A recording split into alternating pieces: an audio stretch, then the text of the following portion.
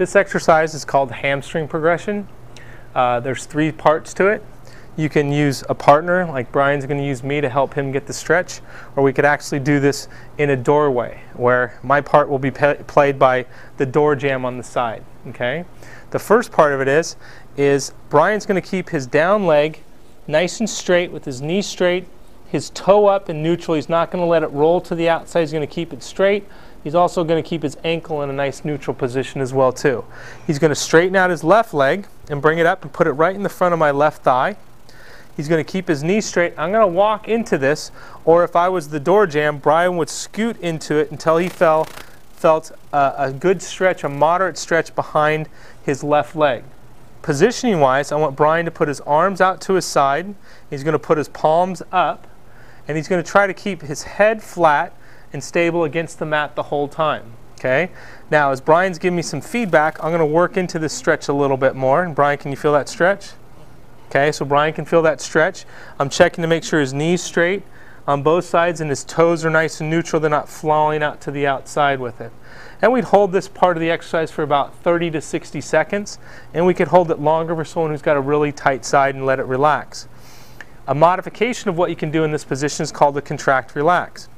I'm going to ask Brian to keep his knee straight and push his heel into my stomach here for about 5 to 8 seconds. So push on down. He's going to hold that. He's going to hold and hold and hold. And then he can relax. And while he's relaxing, I can come up a little bit further because it usually creates a little bit of slack in the hamstrings. And we can come up a little bit further with it as well too. Okay? The second part of this exercise is what we call leg lowering. So what I'm going to do is I'm going to ask Brian to bring his right leg up next to his left. And what I'm going to do is I'm going to challenge him a little bit more in terms of the stretch and come up a little bit higher. And I'm going to ask Brian to keep his both legs straight and slowly lower his right leg all the way to the ground and touch it and come on back up.